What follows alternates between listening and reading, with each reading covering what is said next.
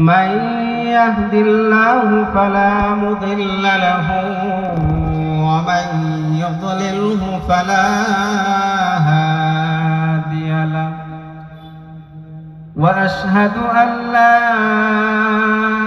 إله إلا الله وحده لا شريك له وأشهد أن محمدًا عبده ورسوله أرسله بالحق بشيرا ونذيرا وداعيا إلى الله بإذنه وسراجا منيرا أما بعد فأعوذ بالله من الشيطان الرجيم بسم الله الرحمن الرحيم إنا أعطيناك الكوثر فصل لربك وانحر إن شانئك هو الأبتر صدق الله مولانا العظيم وصدق رسوله النبي الكريم ونحن على ذلك من الشاهدين والشاكرين والحمد لله رب العالمين اللهم صل على محمد وعلى آل محمد كما صليت على إبراهيم وعلى آل إبراهيم إنك حميد مجيد اللهم بارك على محمد وعلى آل محمد كما باركت على إبراهيم وعلى آل إبراهيم إنك حميد مجيد يا إلهي دخا دے ہم میں مدینہ کیسی بستی ہے جس میں رات دین کو مولا اپنی رحمت برستی ہے بلغ العلا بکمالہ کشف الدجا بجمالہ حسنت جمیع خصالہ صلوا علیہ وآلہ رہے میرے مسکن حوالے کعبہ بنے میرے مدفن دیار مدینہ بلغ العلا بکمالہ کشف الدجا بجمالہ حسنت جمیع خصالہ صلوا علیہ وآلہ ঐতিহ্যবাহী পচাবহলা কড়ইতলা কেন্দ্রীয় জামে মসজিদের উদ্যোগে বার্ষিক ইসলামী মহাসম্মেলনের শ্রদ্ধাভাজন সভাপতি মঞ্চ উপবিষ্ট আছেন হযরত উলামায়ে কিরাম, আমার সামনে উপবিষ্ট আছেন মুরব্বিয়ানে আইজম, যুবক ভাইয়েরা, পর্দার আড়ালে পর্দানিশী মা ও বোনেরা, সর্বপ্রথম সে মহান রব্বুল আলামিনের দরবারে লাখো কোটি শুকরিয়া যে মহান রব্বুল আলামিন আমাকে এবং আপনাদেরকে এই জান্নাতি বাগানে আসার বসার তৌফিক দান করেছেন, সেজন্য শুকরিয়া আদায় করে আলহামদুলিল্লাহ। এই জান্নাতের বাগানে আসতে পেরে আপনারা খুশি না বেজার? এই মাহফিল আজকে আছে, আগামীকাল আর এখানে থাকবেন। এখনো যারা আমরা এদিকে সেদিকে অযথা সময় নষ্ট করতেছি, সময় নষ্ট না করে এই জান্নাতের বাগানে প্যান্ডেলের ভিতরে এসে বসে যায়। সম্মানিত হাজিরিন, আমি আর ভূমিকা বিলম্ব করব না। আমি আপনাদের সম্মুখে পবিত্র কালামুল্লাহ শরীফ থেকে একখানা সূরা তেলাওয়াত করেছি। সূরাটার নাম হলো সূরাতুল কাউসার। এই সূরা কাউসারটা কেন নাজিল করা হলো, তার শানে নজুল হলো যে আমার নবী জনাবে মুহাম্মদুর রাসূলুল্লাহ সাল্লাল্লাহু আলাইহি ওয়াসাল্লামের যখন দুইটা সন্তান দুনিয়া থেকে নিয়ে নেওয়া হলো, তাহেরা তৈয়বকে যখন আল্লাহ তাআলা পৃথিবী থেকে উঠাই নিলেন, তখন আমার নবীর মনটা ছোট হয়ে গেল, মন ক্ষুণ্ণ হয়ে গেল। তখন আল্লাহ তাআলা হযরতে জিবরাইল আলাইহিস সালামকে পাঠিয়ে দিলেন, ও জিবরাইল, যাও আমার বন্ধুকে সালাম জানাও এবং গিয়ে বলো আমি আমার নবীকে হাউজে কাউসার দান করলাম। মুফাসসিরিনে কিরাম দেখেন যে সূরাটা যেহেতু রাসূল সাল্লাল্লাহু আলাইহি ওয়াসাল্লামের দুইটা সন্তান মক্কায় নিয়ে নেওয়া হয়েছে, এজন্য আল্লাহ নবী সাল্লাল্লাহু আলাইহি ওয়াসাল্লামকে সান্ত্বনা দেওয়ার জন্য আল্লাহ তাআলা এই সূরা কাউসারকে নাযিল করেছেন। এইজন্য এই সূরাটাকে সূরাতুল কাউসার মাক্কিয়া বলা হয়। কিন্তু অধিকাংশ মুফাসসিরিনে কিরাম বলেন এই সূরাটা হলো মাদানী। মাদানী সূরাটার নাম করার কারণ হলো যখন আমার নবী সাল্লাল্লাহু আলাইহি ওয়াসাল্লাম দুইটা সন্তান হারানোর পরে বারাকান্ত হৃদয়, চোখ থেকে অশ্রু প্রবাহিত হচ্ছে, আর আল্লাহ তাআলা আসমানের দিকে তাকায় বলতেছেন, হে রব্বে কারীম, কেনই বা আপনি আমাকে সন্তান দিলেন আর কেনই বা আপনি নিলেন? আমার তো এই পৃথিবীতে বাবা ডাকার মতো পুত্র সন্তান আর রইল না। এই জন্য এই সূরাটাকে এই উপলক্ষে যখন তবুকের যুদ্ধে আল্লাহ রাসূল সাল্লাল্লাহু আলাইহি ওয়াসাল্লামের একজন বাদী ছিল, তার নাম ছিল মারিয়া কিপ্তি। কিন্তু তবুকের যুদ্ধে যে দাসীগুলো বন্টন হওয়ার পরে হযরত আবু বকর সিদ্দিক রাদিয়াল্লাহু তাআলা আনহুর মালিকানায় পড়ে যায়। আবু বকর সিদ্দিক রাদিয়াল্লাহু তাআলা আনহু নিজের পাওয়া দাসীটাকে আল্লাহর নবীর দরবারে গিয়ে বলে, ইয়া রাসূলুল্লাহ, আমি তো এই জিহাদের ময়দানে বন্টনকৃত যে দাসীটা আমি পেয়েছি, এটা আমি আপনাকে হাদিয়া হিসেবে দিয়ে দিলাম।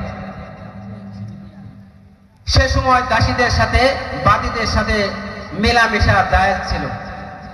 আল্লাহ নবী সাল্লাল্লাহু আলাইহি ওয়াসাল্লাম মারিয়া কিপ্তির সাথে মিলন করলেন, সে গর্ভ থেকে একটা সন্তান জন্মগ্রহণ করলেন। আল্লাহ নবী সাল্লাল্লাহু আলাইহি ওয়াসাল্লাম সে সন্তানের নাম রাখলেন ইব্রাহিম, যা আমার জাতির পিতা হযরত ইব্রাহিম আলাইহিস সালামের সাথে নাম অনুকরণ করে আমার এই সন্তানের নাম রাখলাম ইব্রাহিম। এটা আল্লাহ রাসূল সাল্লাল্লাহু আলাইহি ওয়াসাল্লামের আজাদে কোনো বিবির ঘর থেকে হয় নাই, এটা হলো দাসীর ঘর থেকে সন্তান জন্মগ্রহণ করছে।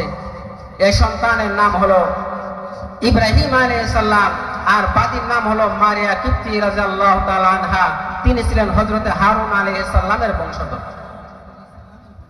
যে মারিয়া কিপ্তি থেকে গর্ভে থেকে যে সন্তান আসলো, ইব্রাহিমের বয়স যখন 18 মাস হলো, তখন ইব্রাহিম বাবা বাবা করে ডাকে।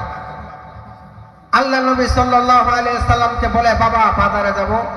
আল্লাহ নবী সাল্লাল্লাহু আলাইহি সাল্লামের সাথে মসজিদে যায়। হাসান হুসাইন রাদিয়াল্লাহু তাআলা আনহু তারা ওই ইব্রাহিমকে মামা বলে ডাকতো, আর বলতো যে আমার নানাজির বৃদ্ধ বয়সে একটা সন্তান হয়েছে, যাক আমাদের মামা ডাকার ভাও হয়েছে। যখন ইব্রাহিমের যখন তার সন্তানে আল্লাহ রাসূল সাল্লাল্লাহু আলাইহি ওয়াসাল্লামের সন্তান ইব্রাহিমের যখন বয়স 18 মাস হলো, হঠাৎ করে আল্লাহর কারিশমা বুঝা বড় দায়, ইব্রাহিম অসুস্থ হয়ে গেলেন। আল্লাহ নবী সাল্লাল্লাহু আলাইহি ওয়াসাল্লাম 3 দিনের সফর থেকে ফিরে এসে দেখে ইব্রাহিমের শরীর অনেক অসুস্থ, শুকায়া দড়ির মতো হয়ে গেছে। আর আল্লাহ রাসূল সাল্লাল্লাহু আলাইহি ওয়াসাল্লামের কুলে ওঠার জন্য কাঁদতেছে। আল্লাহ নবী সাল্লাল্লাহু আলাইহি ওয়াসাল্লাম ইব্রাহিমের চেহারার দিকে তাকায় আর বলে, সন্তান রে, আমার মন সাক্ষী দিতেছে তুমিও আর দুনিয়াতে থাকবা না, তুমিও আমাকে রেখে চলে যাবা। আমি আজও তাহের এবং তৈয়বকে ভুলতে পারি না, তোমাকে কেমনে আমি ভুলবো? এই কথা বলার সাথে সাথে আল্লাহর নবী সাল্লাল্লাহু আলাইহি ওয়াসাল্লামের কোলে ইব্রাহিম ঘুমিয়ে পড়ল। আল্লাহর নবী সাল্লাল্লাহু আলাইহি ওয়াসাল্লাম ইব্রাহিমকে গোসল করাইলেন, তারা জানাজা নিজেই পড়লেন, নিজেই দাফন করলেন। দাফন করার পরে কবরের পাশে আল্লাহর নবী সাল্লাল্লাহু আলাইহি ওয়াসাল্লাম কাঁদে। সাহাবীরা জিজ্ঞাসা করে, ইয়া রাসূলুল্লাহ, আপনারা বলছেন যে কোনো বাবার সন্তান যদি মারা যায় তাহলে কাঁদতে নাই, আপনি কেন কাঁদেন? আল্লাহর নবী সাল্লাল্লাহু আলাইহি ওয়াসাল্লাম ডাক দিয়ে বলো, সাহাবারা, আমি তো তোমাদেরকে কাঁদতে নিষেধ করি নাই, বরঞ্চ আমি তোমাদেরকে জামা ছিঁড়তে নিষেধ করছি, মাথার চুল ছিঁড়তে নিষেধ করছি। সন্তান হারানোর পরে যে বাবার চোখ থেকে অস্ত্র প্রবাহিত হয় না, সে বাবা হওয়ার যোগ্যতা রাখে না। আল্লাহর নবী সাল্লাল্লাহু আলাইহি ওয়াসাল্লাম ইব্রাহিমের কবরের পাশে বলতেছে, ইন্না বিফিরাকিকা লামাহজুনুন ইয়া ইব্রাহিম, ও ইব্রাহিম, তোমার চলে যাওয়াটা আমার ভারাক্রান্ত হৃদয় আর সহ্য করতে পারছে না, আমার কলিজাটা ফেটে যাচ্ছে। আল্লাহর নবী সাল্লাল্লাহু আলাইহি ওয়াসাল্লামের চেহারাটা আনারের মতো লাল হয়ে গেছে। চোখ থেকে অশ্রু প্রবাহিত হতে হতে চোখগুলো লাল হয়ে গেছে।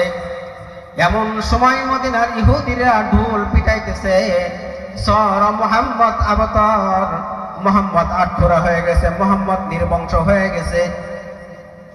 এইভাবে ঢোল পিটাইতেছে। কিছুক্ষণ পরে সংবাদ আসতেছে, ইয়া রাসূলুল্লাহ,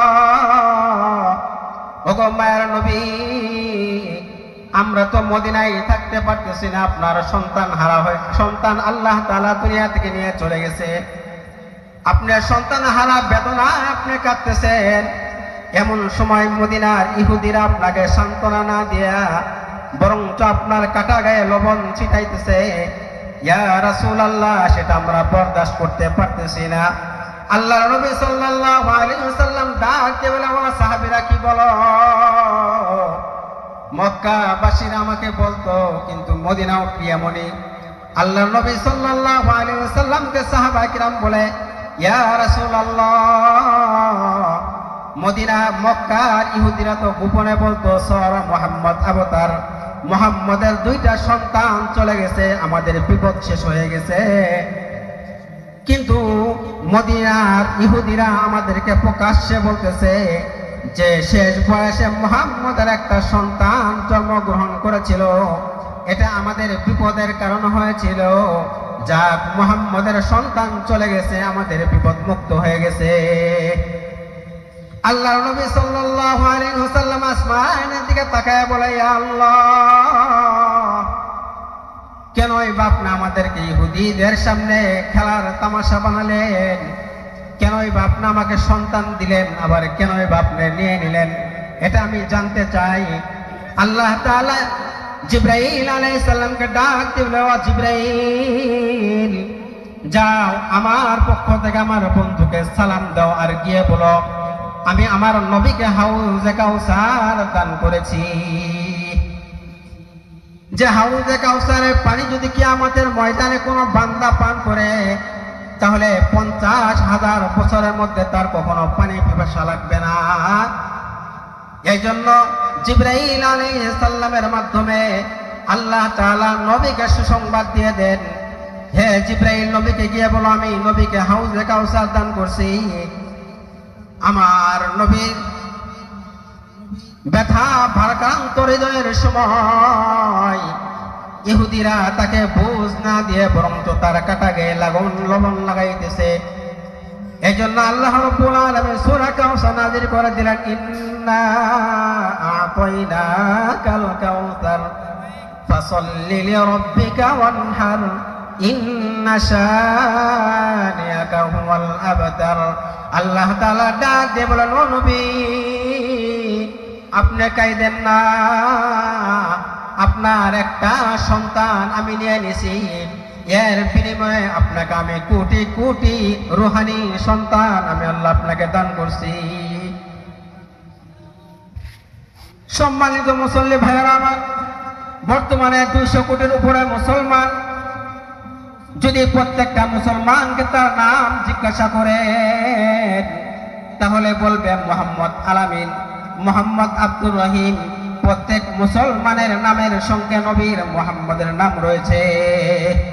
পৃথিবীতে যত উম্মত রয়েছে, প্রত্যেকটা উম্মতের সাথে আল্লাহর নবীর নাম সংশ্লিষ্ট রয়েছে। এই জন্য আমরা আল্লাহর নবী সাল্লাল্লাহু আলাইহি ওয়াসাল্লামের রূহানি সন্তান, ঠিক কিনা বলেন? আকাশ হতে চাঁদ নেমেছে মা আমিনার কোলে,